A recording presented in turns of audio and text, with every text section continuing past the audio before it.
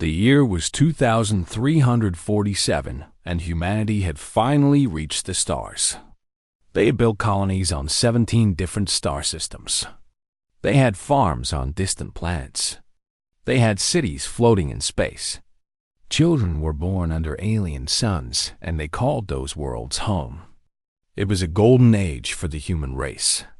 People believed that the universe was full of wonders waiting to be discovered. They hoped that somewhere out there they would find friends among the stars.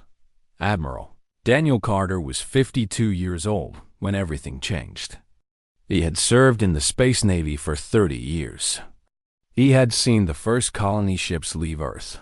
He had watched humanity grow from a single planet species to a civilization that stretched across the galaxy.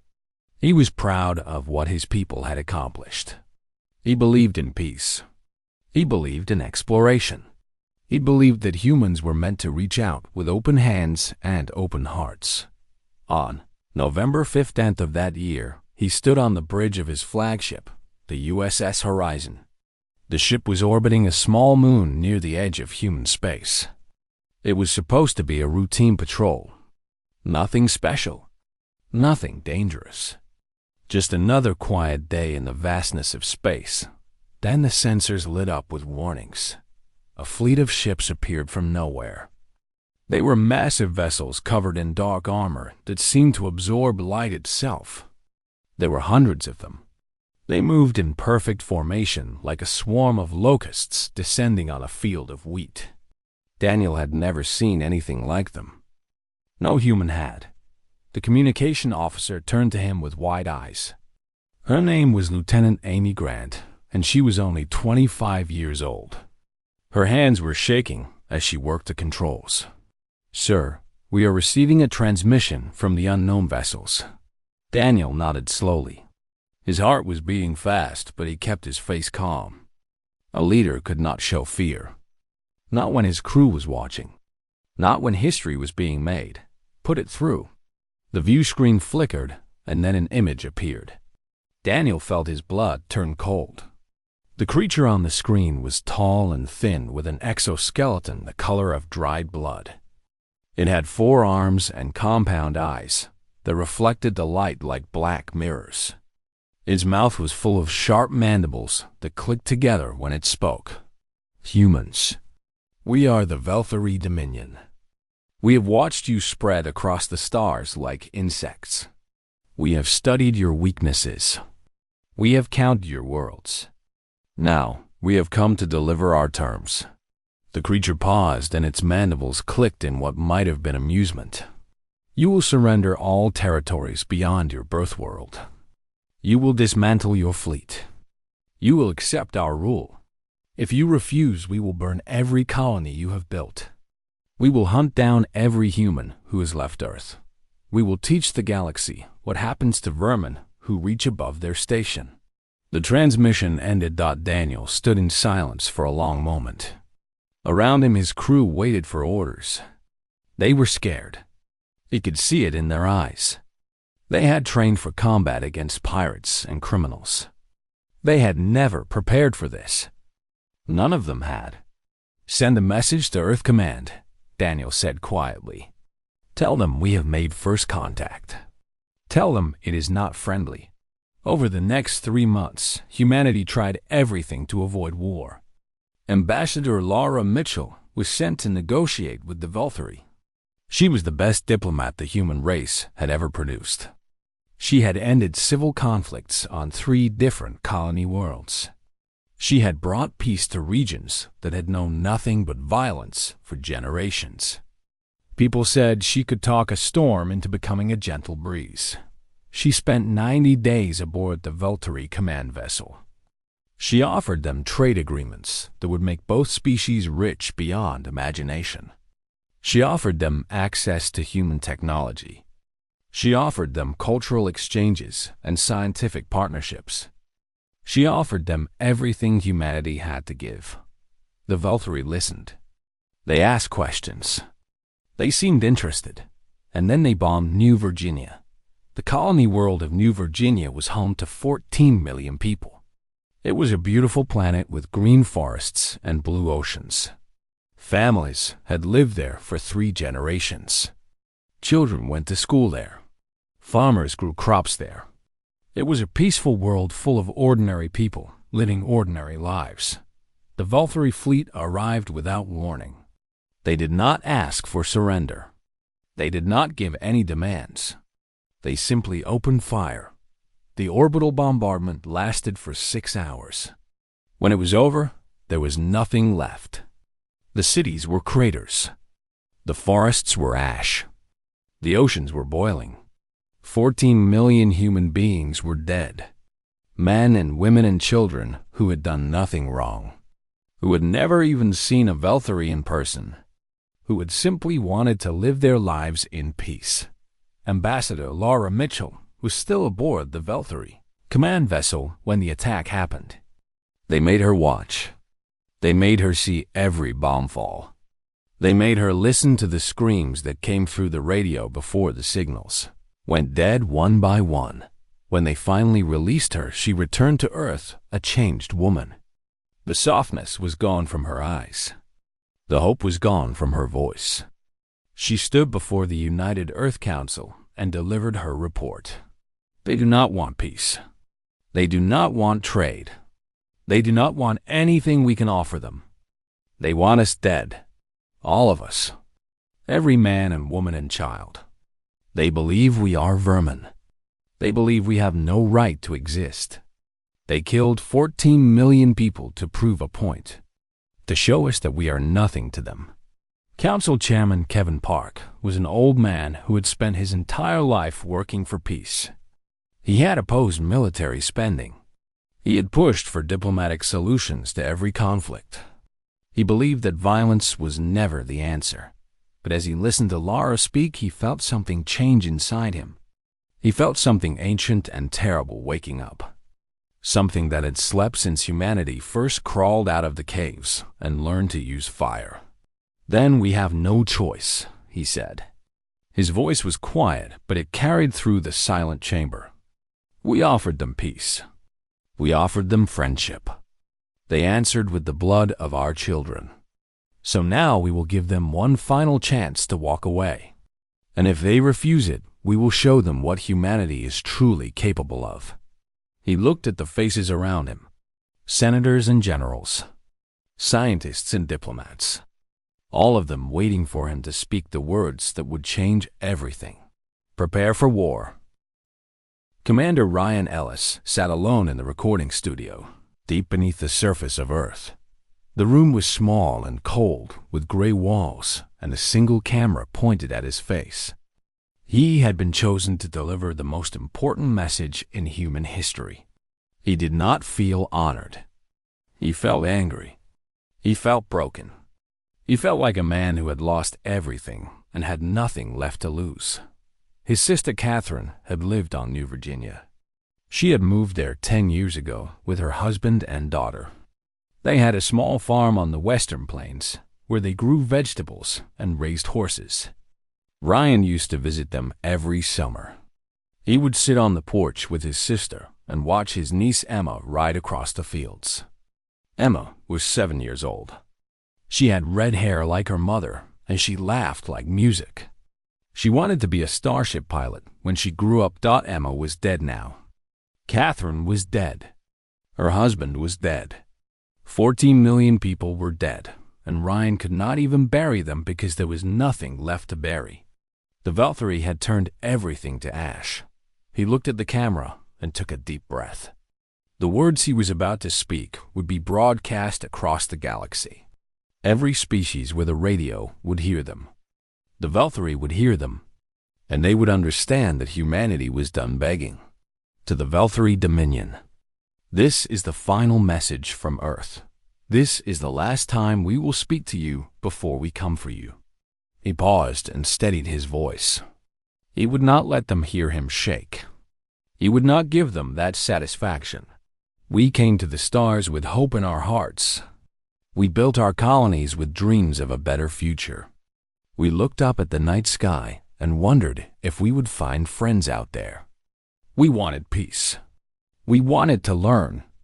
We wanted to share what we had with whoever we might meet. His hands tightened into fists beneath the table where the camera could not see. You answered our hope with hatred. You answered our dreams with destruction. You murdered 14 million innocent people. You burned children alive in their homes. You laughed as families screamed for mercy that never came. You called us weak. You called us vermin. You said we did not deserve to exist.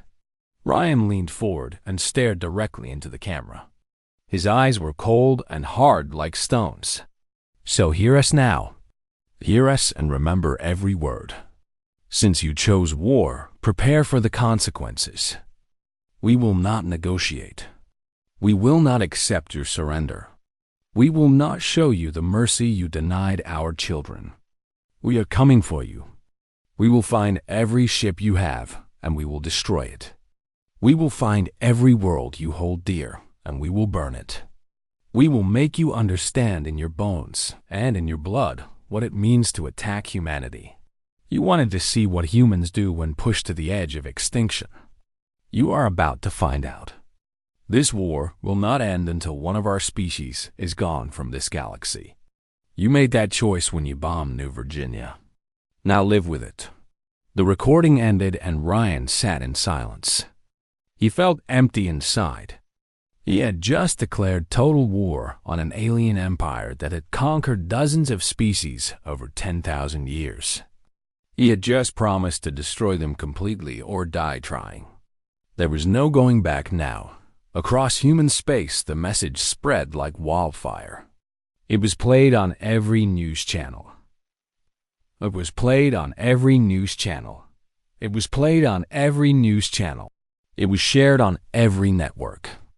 People gathered in homes and public squares to listen to the words that would define their generation. And something strange happened. Instead of fear, humanity felt something else rising in their chests. They felt anger.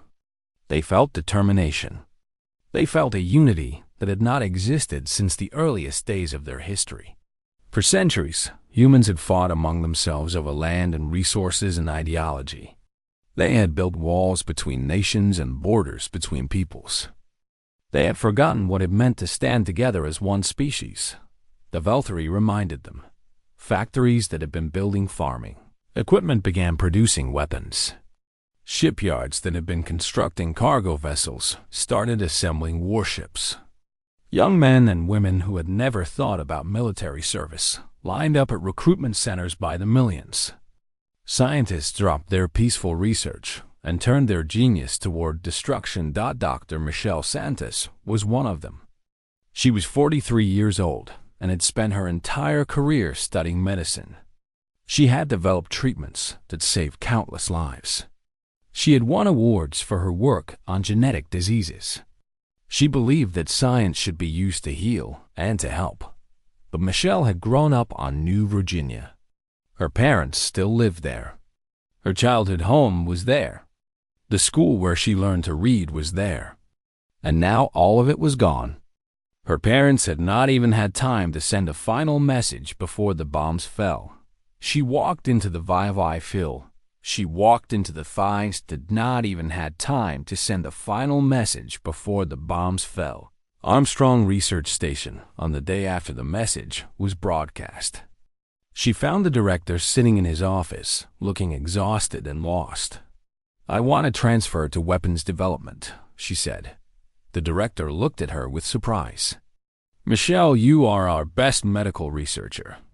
We need you working on treatments for radiation exposure. The war will create casualties, and we need to be ready." Michelle shook her head slowly.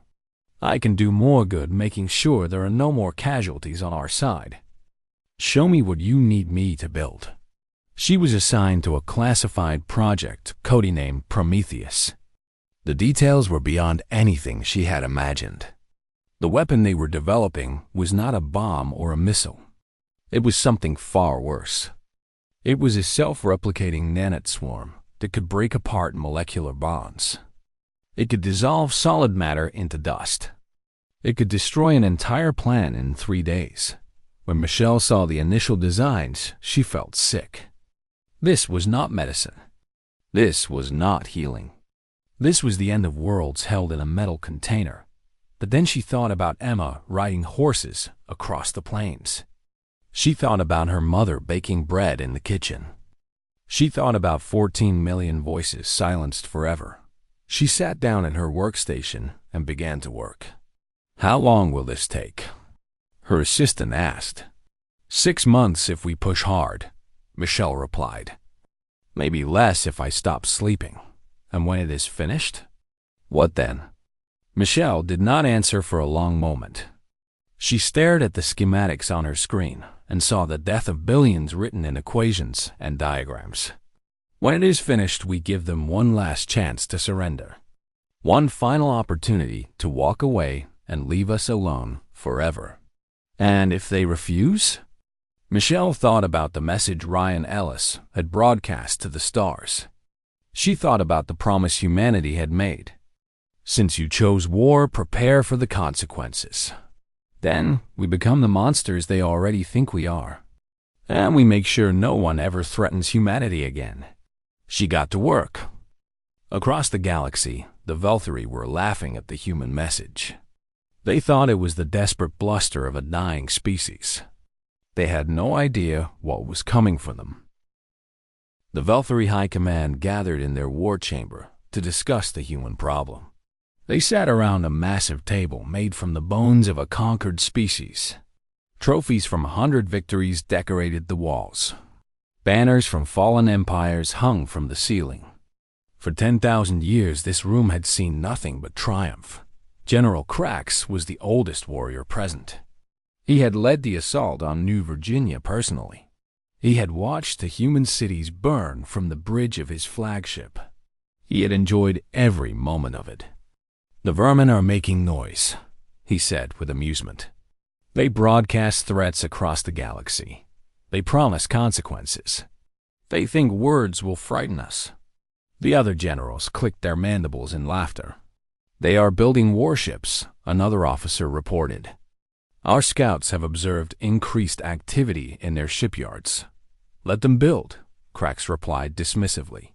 "They are a young species with primitive technology. We have conquered civilizations far more advanced than them. This war will be over within a year.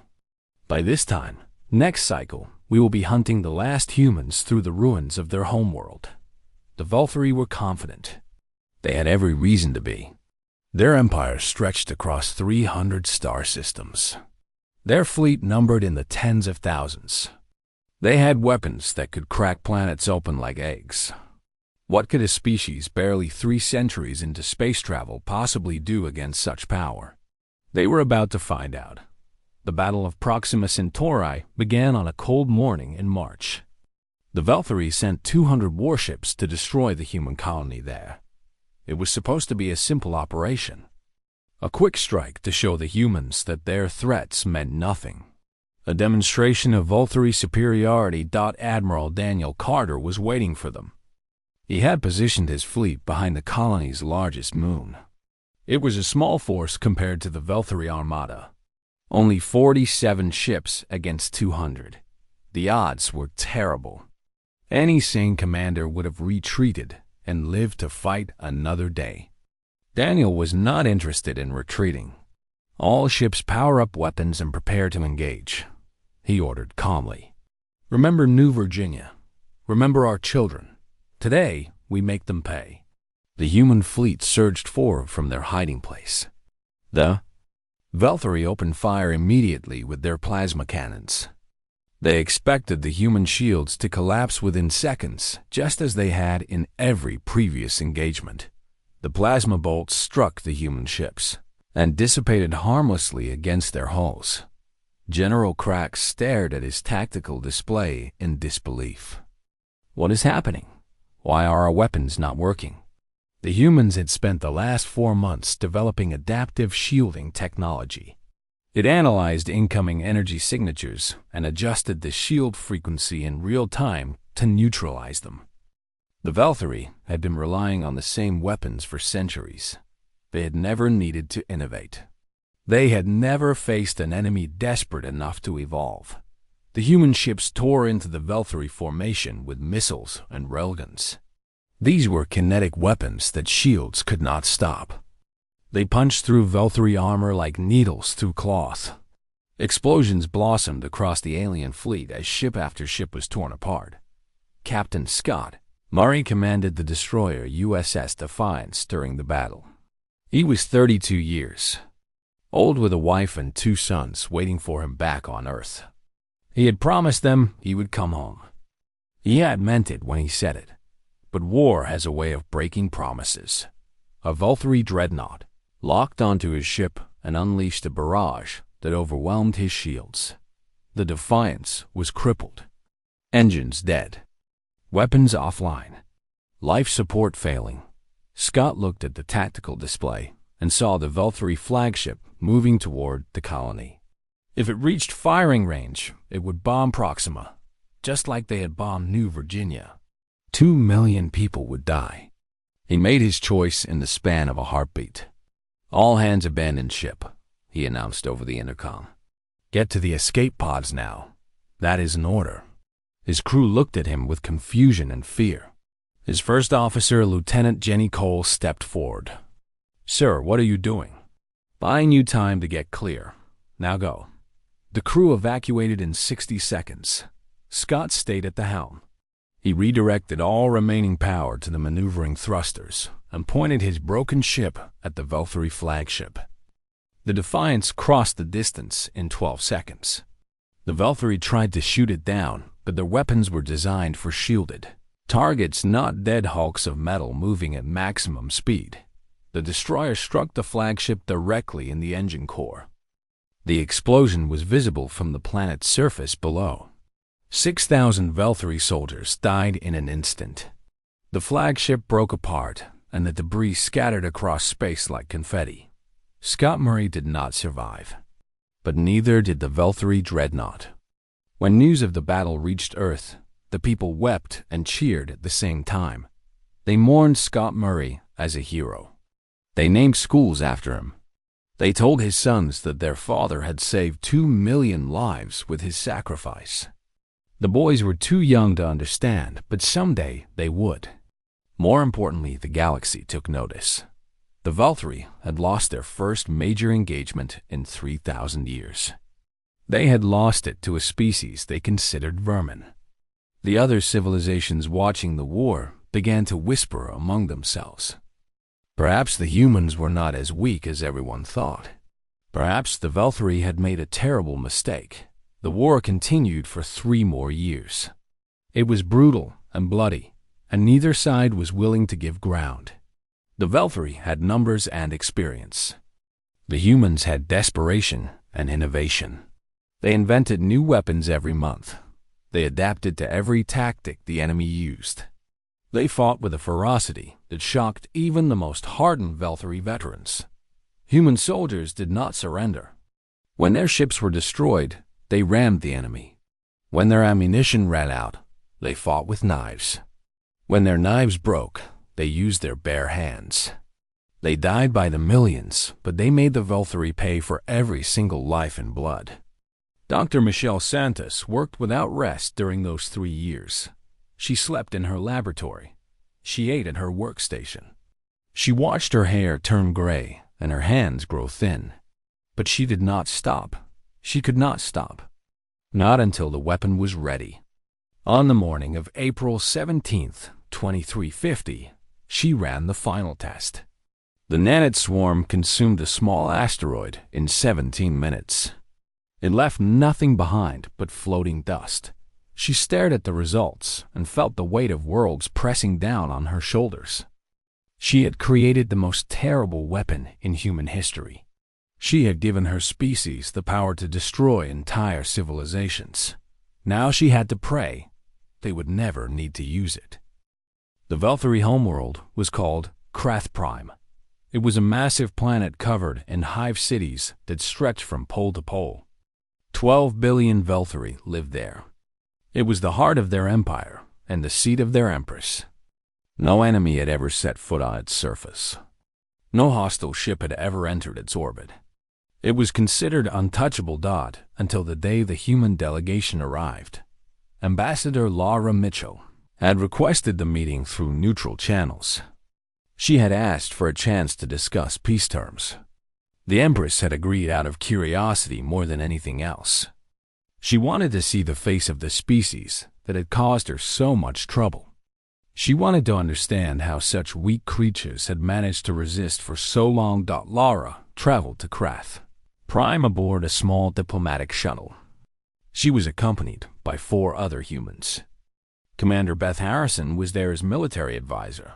Dr. Michelle Santos had come at her own request.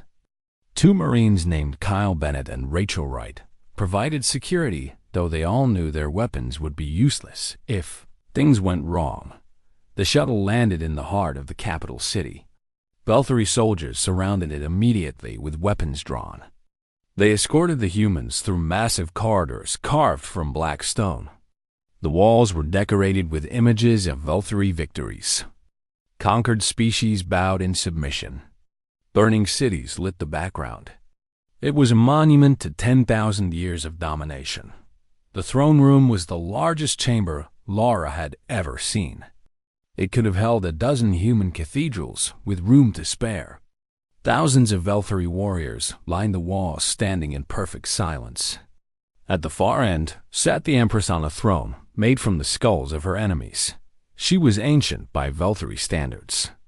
Her exoskeleton had faded to a pale gray, and her movements were slow and deliberate. But her compound eyes were sharp, and her mind was as dangerous as ever. She had ruled the Dominion for 2 centuries. She had overseen the conquest of 47 species. She had never known defeat. "Humans," she said as Lavra approached. Her voice echoed through the chamber like wind through a cave. "You come to beg for mercy." How fitting. How predictable. Lavra stopped at the base of the throne and looked up at the creature that had ordered the death of everyone she loved. Her heart was pounding, but her voice was steady. "I come to offer you a choice." The Empress clicked her mandibles in amusement. A choice? What choice could vermin possibly offer to the rulers of the galaxy? The choice to survive. Silence fell over the throne room. The warriors along the walls shifted uncomfortably. No one had ever spoken to the Empress with such boldness. No one had ever dared. Lara continued without hesitation. "Withdraw all Belthari forces from human territory. Release every human prisoner you have taken. Pay reparations for the 60 million people you have murdered since this war began. Do these things and we will allow your empire to continue existing." The Empress stared at her for a long moment. Then she began to laugh.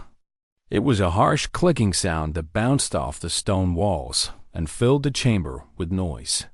"You think you can threaten me? You have lost half your colonies. Your fleet is a fraction of ours. You are a dying species making noise before the end." Lavra reached into her pocket and pulled out a small metal cylinder. The guards raised their weapons immediately, but she did not react. She pressed a button on the cylinder, and a holographic image appeared in the air before the throne. It showed a moon. A barren rock orbiting a dead star in an empty system. The humans had chosen it specifically because no one would miss it. As the Empress watched the silver wave spread across the surface of the moon. It moved like water flowing uphill, consuming everything it touched. Rock and metal and ice all dissolved into dust. The wave spread faster and faster until the entire moon was covered. Then there was nothing left but a cloud of atoms drifting through space. "That was a demonstration," Lavra said calmly. "The weapon is called the Prometheus Protocol. It consists of self-replicating nanites that break apart molecular bonds. Once deployed, it cannot be stopped. It cannot be contained. It will consume everything in its path until there is nothing left to consume." The Empress had stopped laughing. "We have enough of this weapon to destroy every planet in your empire," Lavra continued. "Every ship, every station, every outpost. We can reduce the Belthari Dominion to scattered atoms within a single year. Not one of your people would survive. Not one. She stepped closer to the throne, close enough to see her own reflection in those black compound eyes. You call us vermin. You said we did not deserve to exist. You burned our children in their homes and you laughed. You thought we would break. You thought we would surrender. You thought wrong. A voice dropped to barely more than a whisper, but somehow it carried through the entire chamber. We are not begging for mercy. We are offering you one final chance to walk away. Take it or do not take it. The choice is yours. But understand this clearly. If you refuse us today, we will deploy this weapon tomorrow. We will not negotiate. We will not hesitate. We will end your species completely and permanently, and then we will find the next civilization that threatens humanity, and we will show them what we did to you. The Empress sat in silence on her throne of skulls. For the first time in 200 years, she did not know what to say. For the first time since she had taken the crown, she felt something cold crawling through her ancient body. Fear. She looked at the human woman standing before her. So small, so fragile. A creature that should have been easy to crush. And yet, here she was threatening the greatest empire the galaxy had ever known. You are bluffing, the Empress said, but her voice had lost its confidence. Laura smiled, and there was no warmth in it. Test me, please. I am begging you to test me. Give me a reason to push this button and end 10,000 years of Volthory history. Give me a reason to avenge every child you burned on New Virginia. She held up another small device. A simple transmitter with a single red button. One signal. That is all it takes. One signal, and the swarm launches toward Krath Prime. You have 12 billion people on this planet. They will be dust within 72 hours. So go ahead. Call my bluff. Tell me, I do not have the will to do it. The Empress looked into Laura's eyes and saw the truth written there. This human would do it. Without hesitation. Without regret. She would end the Volthory species and sleep peacefully that night. The Empress had conquered dozens of civilizations. She had broken countless enemies. But she had never faced anything like this. She had never faced a species with nothing left to lose. Leave us, she said to her advisors. I must consider these terms. Laura nodded and turned to walk away. As she reached the door, she paused and looked back over her shoulder. You have 1 week to decide. After that, the offer expires. Choose wisely. The doors closed behind her, and the Empress sat alone on her throne. For the first time in her long life, she understood what it felt like to be prey. The Empress took 3 days to make her decision. She consulted with her generals. She reviewed the intelligence reports. She watched the footage of that moon dissolving over and over again. She calculated the odds and ran the numbers and considered every possible outcome. In the end, the math was simple. The Volthory could continue the war and risk total annihilation, or they could accept the human terms and survive. Pride demanded the first option. Survival demanded the second. Survival won. The Treaty of Earth was signed on June 7, 2350, in a ceremony broadcast to every inhabited world in the galaxy. The Empress herself attended, though she spoke not a single word throughout the proceedings. She simply pressed her claw to the document and then returned to her shuttle without looking at any of the humans present. The terms were harsh. The Volthory ceded 17 star systems to human control, including several worlds they had held for thousands of years. They agreed to pay reparations that would take generations to complete. They dismantled their offensive fleet and submitted to human inspections of their military facilities. They released every human prisoner they had taken during the war. Most importantly, they acknowledged publicly that they had started the conflict without provocation. They admitted to the massacre of New Virginia. They accepted responsibility for 60 million human deaths, thought it was the greatest humiliation in Volthory history. An empire that had dominated the galaxy for 10,000 years had been brought to its knees by a species they had dismissed as vermin. The other civilizations watched in stunned silence. The balance of power had shifted overnight, but the true consequence of the war was not measured in territory or money. It was measured in fear. Before the war, humanity had been unknown, a minor species barely worth noticing. After the war, humanity was something else entirely. They were the people who had created a weapon capable of ending worlds. They were the people who had threatened to use it without hesitation. They were the people who had looked at extinction and refused to blink. Stories spread across the galaxy. Tales of human soldiers who fought to the last breath. Tales of captains who rammed their ships into the enemy rather than surrender. Tales of scientists who built impossible weapons in impossible time. Tales of a species that had turned their own desperation into strength. The Velthari told their children about the war in whispers. They spoke of the humans as monsters wearing the faces of weaklings. They warned that any species foolish enough to attack Earth would face consequences beyond imagination. Within a generation, the humans had become the most feared civilization in known space. Admiral Daniel Carter returned to Earth after the treaty was signed. He was 60 years old and tired in ways that had nothing to do with his body. He had spent 3 years sending young men and women to their deaths. He had ordered attacks that killed millions of Velthari soldiers. He had done terrible things in the name of survival. He retired to a small farmhouse on the eastern coast where the ocean met the shore. He planted a garden and raised chickens and tried to forget the sound of ships exploding in the void. Sometimes at night, he would stand on his porch and look up at the stars. He would think about all the lives lost and all the choices made. He would wonder if history would judge him as a hero or a monster. He never found an answer. Ambassador Lavra Mitchell did not retire. She could not. There was too much work to be done. She became the first human governor of the rebuilt New Virginia colony. The planet was still scarred from the bombardment. Craters marked where cities had stood. The soil was contaminated with radiation. It would take centuries to fully heal, but Lavra was determined to see life return to that world. She oversaw the construction of new settlements. She established schools and hospitals and farms. She welcomed refugees from other war-torn regions of space. Slowly, the colony began to breathe again. Every year on the anniversary of the bombardment, she held a memorial ceremony.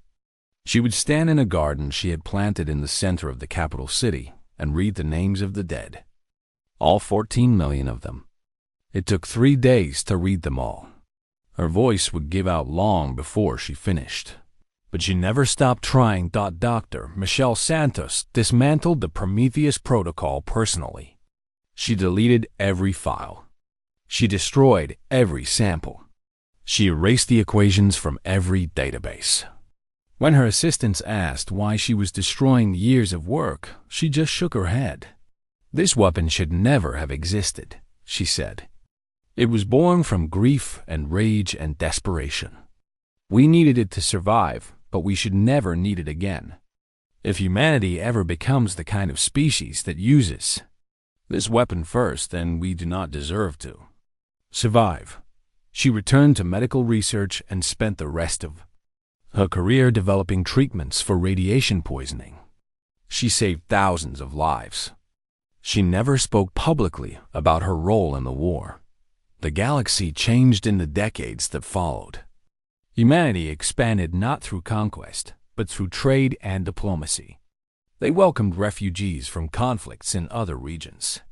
They shared their technology freely with species that asked for help. They built schools on worlds that had never known education. But beneath the kindness, there was always steel. Every species that dealt with humans understood the unspoken truth. This was a people who had faced extinction and chosen to fight. This was a people who had created a weapon capable of destroying civilizations and had been willing to use it. This was a people you did not want to cross. The message Ryan Ellis had broadcast at the start of the war became famous throughout the galaxy. It was studied in military academies on 100 different worlds. It was quoted by historians and philosophers. It became a symbol of what happened when you pushed a species too far. Since you chose war, prepare for the consequences. No one ever forgot those words. No one ever wanted to learn what happened when humanity was forced to speak them again. 200 years after the war ended, a young Belthery student asked her teacher about the humans. She had seen them in the trading ports. They looked so small and soft, so harmless. She could not understand why her people feared them so much. The teacher was quiet for a long moment. Then she told the student about New Virginia, about the message, about the weapon that could end worlds, about the look in Ambassador Alara Mitchell's eyes when she offered the Empress a choice between peace and annihilation. "They are not monsters," the teacher said finally. "They are not evil. They are simply survivors. And survivors will do whatever it takes to protect what they love. Remember that. Never give them a reason to see you as a threat, because if you do, they will not stop until you are gone. That is not cruelty. That is just what they are." The student looked out the window at the human traders walking through the port. They were laughing and joking with each other. They looked like the most harmless creatures in the galaxy. She shivered and looked away. Some species were better left alone.